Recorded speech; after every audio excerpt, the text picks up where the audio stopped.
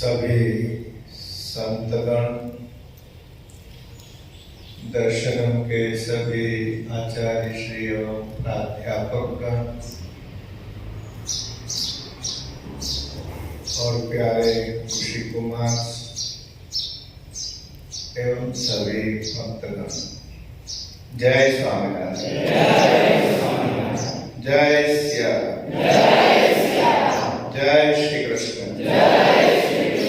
जय भारत। आज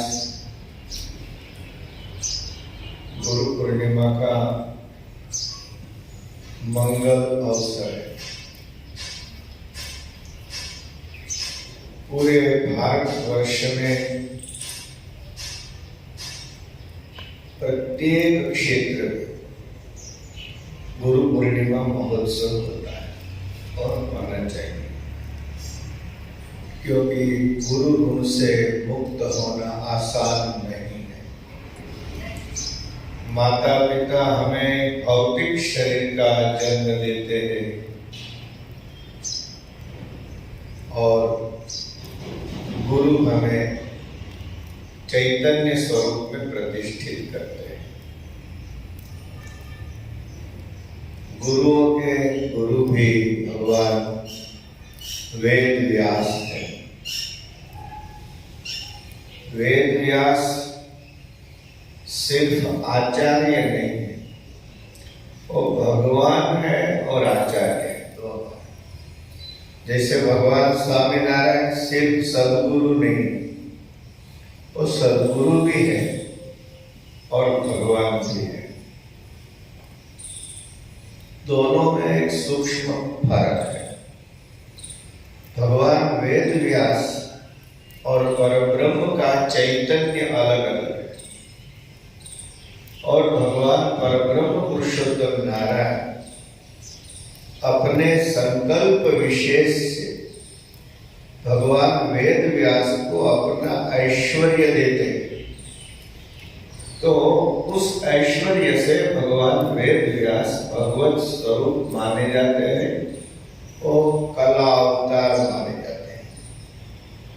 भगवान स्वामीनारायण ऐसे नहीं है, सदगुरु है, भगवान है, फिर भी जो परब्रह्म पुरुषोत्तम नारायण है वही भगवान स्वामीनारायण के रूप में आए हैं। ये फर्क, ये हमें समझना चाहिए। भगवान के कई प्रकार के अवतार होते हैं। अंशावतार होते हैं, अंशांश अवतार होते हैं, कला अवतार होते हैं, विभव अवतार होते हैं, पूर्णावतार होते हैं और परिपूर्ण अवतार होते हैं।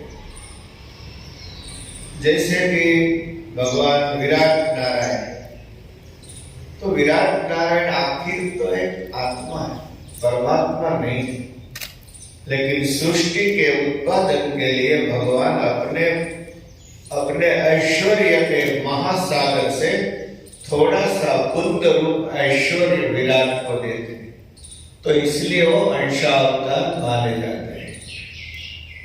मेरे ख्याल से ब्रह्म वैवर्त पुराण में इसका ठीक से विवेचन है।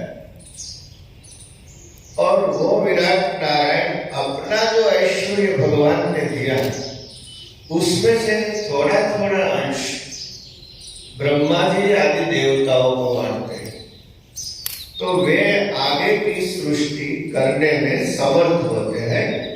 तो विराट अंशावतार है और ब्रह्मा जी आदि अंशांश अवतार है।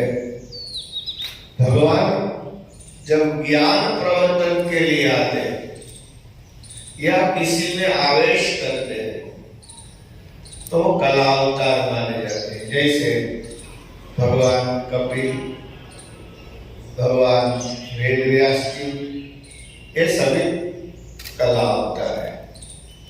नारद संकादि आवेश अवतार है, रामचंद्र आदि पूर्ण अवतार है और ब्रह्म वैवर्त पुराण में लिखा है कि जिसमें सारे ऐश्वर्य लीन सभी अवतारों के, आवेशों के, कला अवतारों के, अंशांश अवतारों के, अंशावतारों के सारे सारे ऐश्वर्य लीन हो जाए, वो परिपूर्ण अवतार है। पुराण में भगवान श्री कृष्ण जी को परिपूर्ण अवतार माना गया है। ठीक जो न्याय से भगवान श्री कृष्ण परिपूर्ण अवतार है, उसी न्याय से, उसी प्रमाण से भगवान स्वामी नारायण परिपूर्ण अवतार है, क्योंकि उनमें से सारी विभूतियां प्रकट होती है, फिर उनके श्री विग्रह में लीन हो जाती है। ये अवतारों की चर्चा पुराणों में भगवान वेद व्यास ने की। खैर, आज हम थोड़ी वंदना भगवान व्यास जी को करेंगे। भगवान वेद व्यास जी, आप जानते हैं, वेदों की रचना नहीं की है, लेकिन वेदों का क्लासिफिकेशन, विभागीकरण किया है, जो 4 वेद के नाम से जाने जाते हैं। व्यास शब्द का अर्थ बहुत सुंदर है। मैं ऋषि कुमारों से आज प्रश्न नहीं करूंगा, लेकिन जानना चाहिए व्यास शब्द का अर्थ क्या है। उनके गुरुओं को भी जानना चाहिए कि व्यास की व्युत्पत्ति क्या होती है, व्यास शब्द का अर्थ क्या होता है। सारांश है व्यास शब्द का, जो विस्तार करे, जो विस्तार करे उसका नाम व्यास है। किसका विस्तार करे? वेदों के अर्थों का विस्तार करे, वो व्यास। वेद, वेद वचन रहस्य से भरे, उनके अर्थ तक पहुंचना ये विशुद्ध प्रतिभा के सिवा, विशुद्ध अंतःकरण के सिवा हम वेदों के रहस्य को ठीक से नहीं जान पाते। भगवान व्यास जी का अंतःकरण शुद्ध है, और वेदों के अर्थों को ठीक से समझते हैं, और इसीलिए जो मुह्यंति सूर्य, जिसमें त्रिकालज्ञ महापुरुष भी अर्थ करने में मूढ़ हो जाते हैं, ऐसे वेदों का अर्थ विस्तार भगवान वेद व्यास लोक कल्याण के लिए करते हैं, सरल भाषा में करते हैं। और सरल भाषा पुराणों की भाषा है। वेद की ऋचाओं को हम नहीं समझ पाते हैं, लेकिन पुराणों को हम सरलता से पढ़ लेते हैं। थोड़ा सा भी संस्कृत का ज्ञान है तो आप पुराणों के श्लोकों का अर्थ जान लेते हैं। तो विस्तार किया, विस्तार किया, इसलिए वो व्यास है। और उन्होंने विस्तार ही नहीं किया, समास भी किया। 2 शब्द साथ में चलते हैं, व्यास और समास। विस्तार करना और व्यास है, और विस्तृत विषय वस्तु को, विस्तृत विषय वस्तु को संक्षिप्त से कहना, वो समास। व्याकरण शास्त्री को जो कहना है समास, ये समास। तो भगवान व्यास की समास की शक्ति की अनुभूति हमें कहाँ होती है? विचार कीजिए, तो ब्रह्म सूत्रों में होती है। भगवान वेद व्यास जी ने ब्रह्म सूत्रों की रचना की है, और वेद व्यास जी का समास कार्य। जिन ब्रह्म सूत्र पर कई आचार्यों ने बड़ी बड़ी टीकाएं, भाष्य लिखा, तो व्यास भी करते हैं, समास भी करते हैं। ऐसे हमारे भगवान वेद व्यास है। ओम नमो भगवते, ओम नमो भगवते व्यासाय नमः, व्यासाय नमः। ओम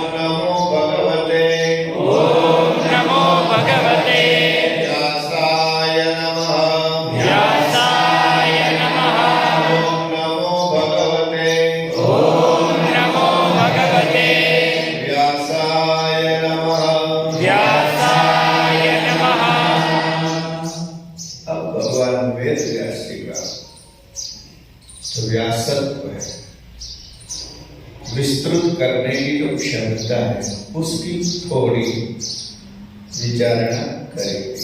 उन्होंने क्या किया हमें मालूम होना चाहिए।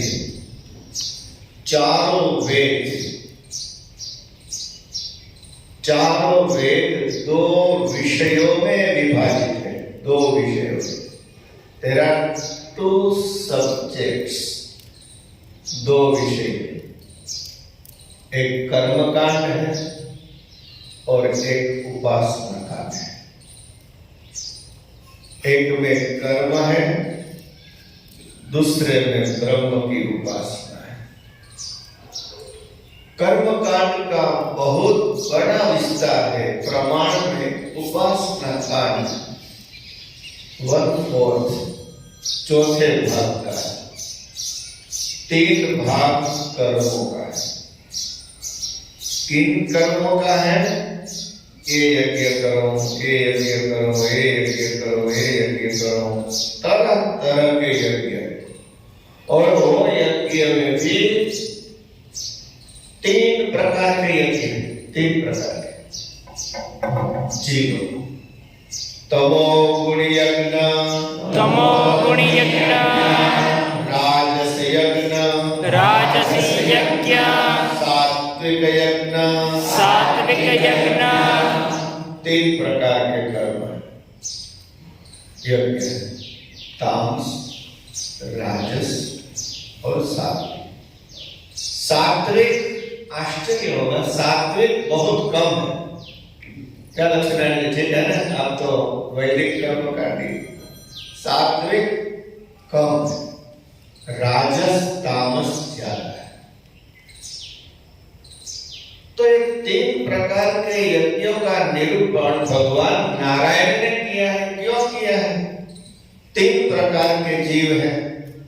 तामस जीव है, राजस जीव है, सात्विक जीव है। तो तीनों का कल्याण हो और तामस को राजस के प्रति लगाओ, राजस सात्विक बने, इस भाव से भगवान ने 3 प्रकार के यज्ञों का विधान किया। 3 प्रकार के यज्ञों का फल त्रैवर्णिक है। 3 लोक की प्राप्ति। जो तामस यज्ञ करते हैं वो दानव लोक को प्राप्त करते हैं। उनको सुख समृद्धि बहुत मिलती है, लेकिन वो आत्मज्ञान से वंचित रहते हैं। राजस यज्ञ करते हैं, उनको राजस फलों की प्राप्ति होती है। और जो सात्विक कर्म करते हैं उनको ब्रह्मलोक आदि सात्विक लोक की प्राप्ति होती है। लेकिन जो वेद यज्ञ सिखाते हैं, जो यज्ञ की श्रुतियों का जिनके मुख से उच्चारण हुआ है, वे ही भगवान वेद में ही कहते हैं। क्या कहते हैं? जीव यथा इह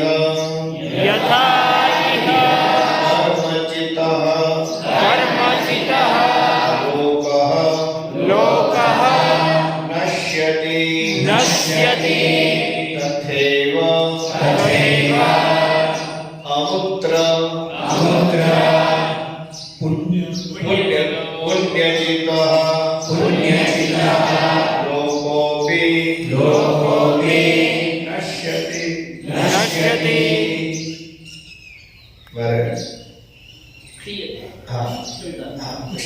शब्द में थोड़ा फर्क पड़ता है, लेकिन मैं सरल करता हूँ, व्यास कर।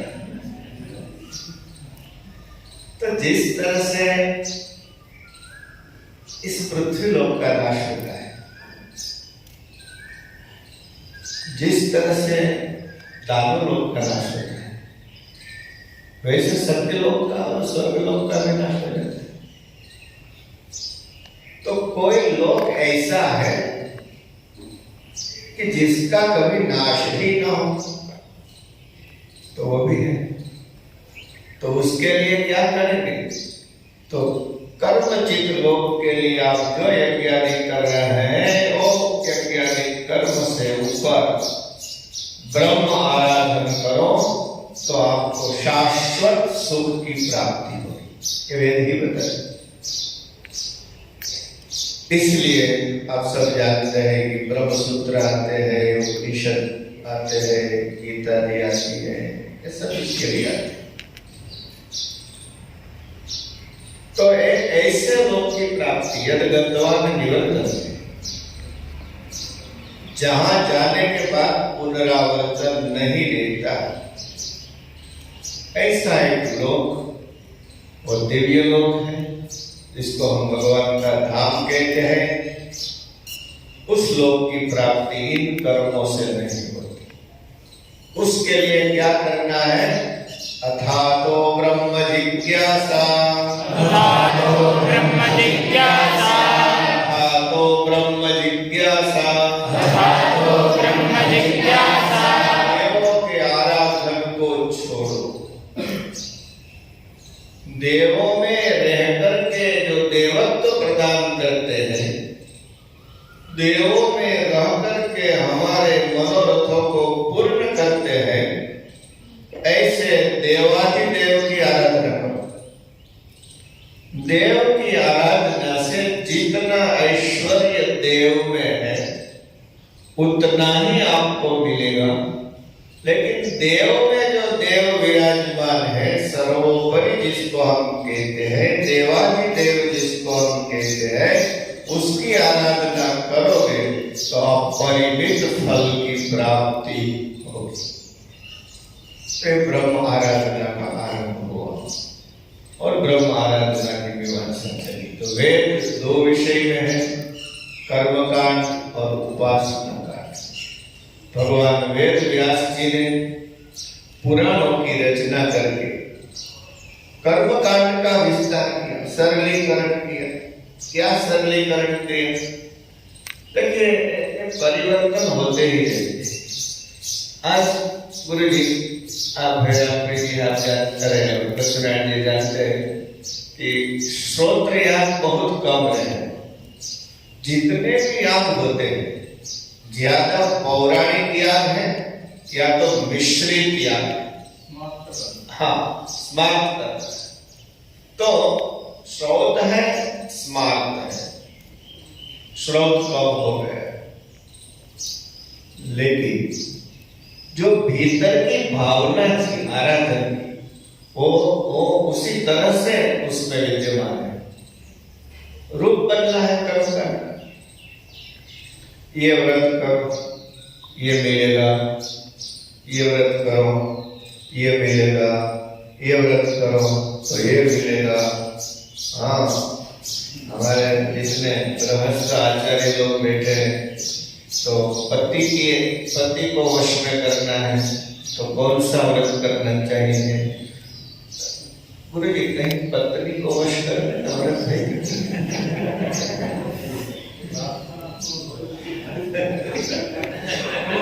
हाँ, देखिए हमारे साधु लोग संशोधन किया है, पत्नी को वश करना है तो मौन व्रत लेना है। और जो कुछ भी कहे, यस मैम, यस मैम।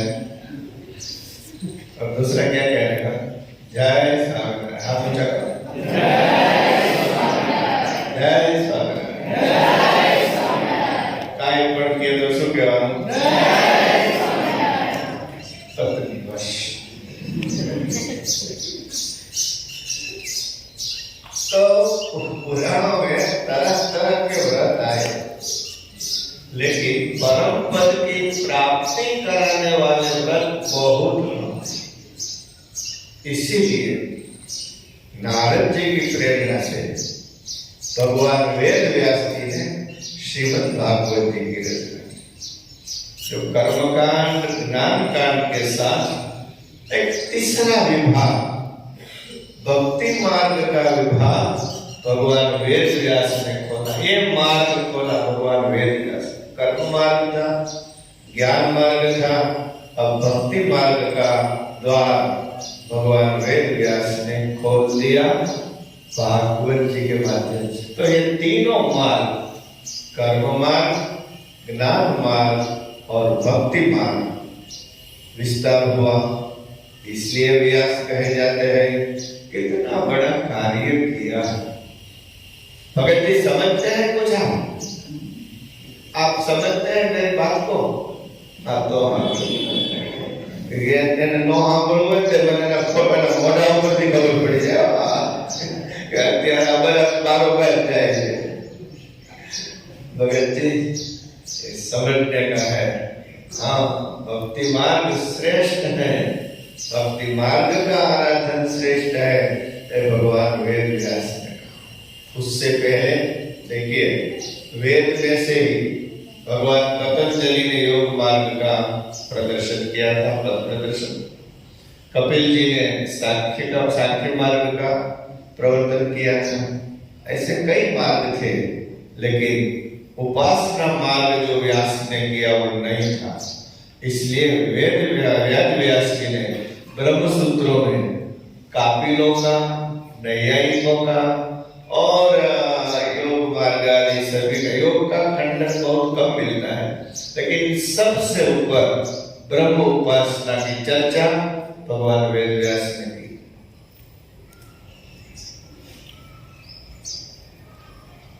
उपसंहार में 4 शास्त्र भगवत प्राप्ति के लिए, भगवत स्वरूप को समझने के लिए, तत्व समझने के लिए बहुत उपयोगी है। सांख्य, योग, वेदांत और पंचरात्र। प्यारे भक्तजनों, इस समय इस कलयुग में धर्मदेव और भक्ति माता के यहाँ भगवान स्वामीनारायण प्रकट हुए। उन्होंने इन चारों मार्ग का सार वचनामृत में दे दिया।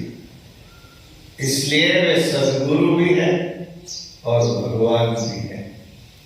तो हम आज सिर्फ भगवान वेद व्यास को नहीं, सारे शास्त्रों का सार समझाने वाले परम सद्गुरु भगवान श्री स्वामीनारायण के चरणों में भी वंदन करते थे। ओम नमो अवतारिणे, स्वामीनारायणाय।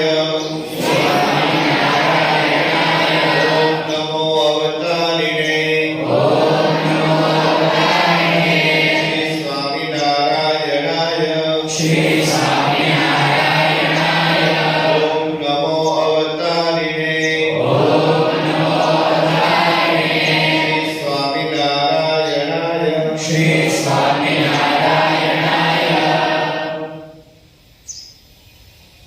बहुत पवित्र दिन है, लेकिन जो दर्शन द्वारा यहाँ ऐसी रीति में रोज सुबह में जो पूजन होता है, इतना आनंद आता है।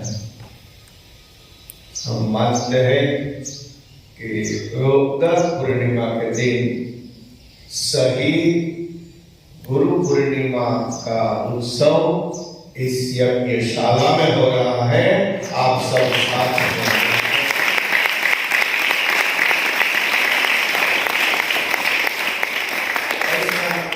ऐसा दर्शन कहाँ मिलेगा? शाम को जो भी होगा और हृदय से होगा, भक्ति भाव से होगा, लेकिन लौकिक होगा। यहाँ जो हो रहा है कितना दिव्य है। भगवान वेद व्यास जी का सानिध्य और ये जो स्वरूप है, आप जानते हैं, हमारे पूना के भरतभाई पंड्या के एक मित्र हैं, उनको वेद व्यास जी ने साक्षात दर्शन दिया और उसने भी संकल्प किया जब दर्शन होगा तब मूर्ति बनाऊंगा। तो भगवान वेद व्यास जी ने साक्षात दर्शन दिया और जैसा दर्शन दिया वैसी ही ये मूर्ति बनी। ये मूर्ति साधारण नहीं है।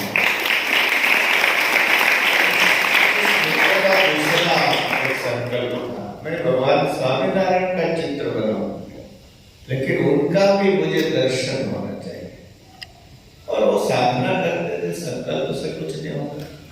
वेद व्यास जी के लिए साधना की, स्वामिनारायण भगवान के लिए साधना की, और भगवान ने उनको नीलकंठ वर्णी के वेश में ध्यानस्थ मुद्रा में दर्शन दिया और उन्होंने उस मूर्ति का निर्माण किया और उन्होंने मंदिर बनवाया है दक्षिण महाराष्ट्र में, तो वहां वो मूर्ति प्रतिष्ठित है, उसका चित्र मेरे पास है। तो इस तरह से साक्षात दर्शन होने पर नीलकंठ वर्णी का स्वरूप और भगवान वेद व्यास जी का स्वरूप बना है। सभी शास्त्रों की पूजा होती है, व्यास भगवान की पूजा होती है। इसमें भाग लेने वाले सभी साधुगण, प्राध्यापकगण, हमारे डायरेक्टर रामप्रिय गुरु जी, प्रिंसिपल और हमारे गुरु जी लक्ष्मीनारायण जी, सभी को मैं हृदय से धन्यवाद देता हूँ और अभिवादन करता हूँ। आप भी तालियों से सभी को